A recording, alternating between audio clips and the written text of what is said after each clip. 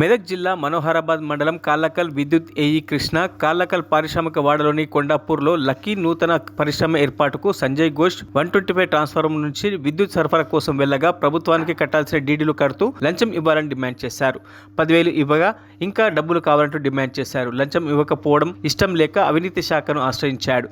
సంజయ్ ఘోష్ సోమవారం రోజు కాళ్ళకల్ ఏఈ కృష్ణకు విద్యుత్ కార్యాలయంలోకి వచ్చి 20,000 నగదు ఇస్తూ ఉండగా ఏసీబీ అధికారులు రెడ్ హ్యాండెడ్గా పట్టుకున్నారు.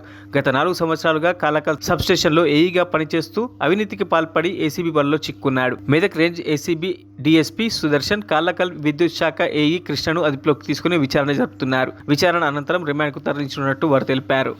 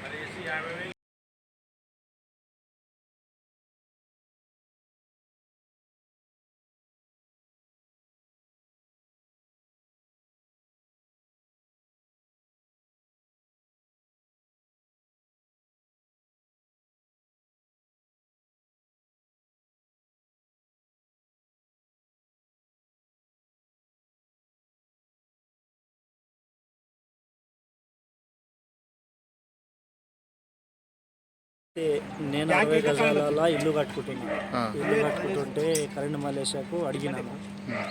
అడిగితే ఆయన ఏమన్నాడంటే ఇస్తా ఏ గారితో మాట్లాడిస్తా అని చెప్పాడు. సరే అనేసి ఓపిక పట్టాను.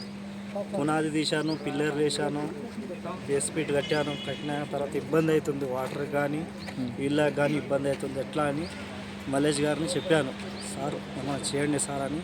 రంజాన్ నెల ఒక పొద్దు ఉండి అసలు ఈ శ్రీనివాసులు ఇల్లు కాడికి మొదలుపెట్టి ముస్తఫా వాళ్ళ ఇంటి దాకా నడిపించుకుంటా తోలుకపోయి మరీ మనసుకు బాధపడేటట్టు చేసి, కానీ అట్లే నేను బాధపడలే, ధైర్యం పోలే అనేసి 7కైతే ఆడికి అనేసి కూడా నేను ముంగడికి పోయినా, ఇంకా ముంగడి పోయినా, వచ్చిన కాంట్రాక్ట్ ఏ గారితో కలిస్తే నాతో ఏం లేదు బాబు, కాంట్రాక్ట్తో మాట్లాడుకో వేసుకో అన్నాడు. సరే అనేసి ఓపిక పట్టినా. కాంట్రాక్ట్ని తోలుకొచ్చినాడు, రోడ్డు మీద కూర్చోబెట్టి కార్లో కూడా అడిగినాడు. 40,000 దాకా డిమాండ్ చేసిండు. నాకు చేస్తే కూడా సరే సార్ నాతో అంత కాదు, లేదంటే 14,000 కట్టగలుగుతాను నేను, కానీ అంత కాదు నాతోనే అని చెప్పాడు. 3-2 పోలు ఇస్తా, వైర్ నీ దాకా తీసుకొచ్చి ఇస్తా అన్నాడు. సరే అని ఒప్పుకున్నాను. మళ్ళీ ఎంత బతిలాడిని ఇన్లేడైనా వినకపోయే వరకు 27,000 అక్కడ లాస్ట్కి విన్నాడు. సరే ఇస్తా సార్ అనేసి మాట్లాడాను. మా కాక వాళ్ళ కొడుకుతో 5,000 ఏమంటారు దత్తోలని నా పక్కనే వాళ్ళతో 5,000, నాతో 5,000 కొట్టిపించుకున్నాడు. ఈయనకి కొట్టిపించుకోలేదు సార్, కాంట్రాక్ట్ అకౌంట్లో కొట్టుకున్నాడు. ఈయన అకౌంట్లోకి కొడితేనేమో దొరికిపోతానని ప్లాన్తోనో ఎట్లనో కొట్టించుకున్నాడు. మళ్ళీ ఏం చేసినాడు, నా మీటర్ డీడీ కట్టినాక కూడా ఇచ్చినాక కూడా నన్ను ఇంత సతాంచారు. ఆడికైనా మనసు దాపానికి చెంది నేను ఏం చేసిన, బతికేందుకు నేను ఇల్లు కట్టుకుంటున్నా, కష్టపడి రూపాయి సంపాదించుకొని ఆటో నడుపుకొని నేను ఇల్లు కట్టుకొని ఎందుకు అని ఇంత సతాంచుడు ఎందుకు కారణం అనేసి ట్యాంక్ ఎక్కాను. ట్యాంక్ ఎక్కి ఏం చేసినాను, కాళ్ళకల్ గ్రూప్లో పెట్టాను నేను. నాకు ఇది న్యాయం జరగాలి, మీరు ప్రతి ఒక్క దానికి చిన్నదానికి పెద్దదానికి వేస్తారు గ్రూపులల్లో, రాజకీయం కానీ ఏదే కానీ ప్రతి ఒక్కటి ఒక న్యాయంతో కొట్లాడేటోనికి ఎవరు పట్టించుకుంటలేరు. సర్పంచ్ పట్టుకుంటారు, వాళ్ళ నెంబర్ పట్టించుకుంటారు, ఎవరు పట్టించుకుంటలేరు. ఇప్పుడన్నా నాకు సావన్న కావాలి, లేకపోతే నాకు కరెంట్ అన్న కావాలి అనేసి ట్యాంక్ ఎక్కాను. అప్పటికి ఎస్ఐసార్ వచ్చారు. సయ్యద్ నువ్వు దిగా అంటే నేనేం చేశాను, సార్ మీకు వాట్సాప్ చేస్తున్నాను, నా పేపర్ మొత్తం చూసుకోండి, నాదేమైనా తప్పు ఉంటే నన్ను ఊరేసి చంపేసినా సరే నేను చేస్తాను కన్నా రెడీ సార్ అని చెప్పాను. లే సయ్యద్ మీరు బాధపడకండి, మీరు దిగండి, మీకు ఇమ్మీడియట్లీ మీకు కరెంట్ నేను ఇప్పిస్తాను అన్నారు. సరే అనేసి నేను ఏమన్నా ఎస్ఏ సార్ నాకు కరెంట్ అక్కడ బల్బ్ పెరిగేదాకా నేను దిగాను.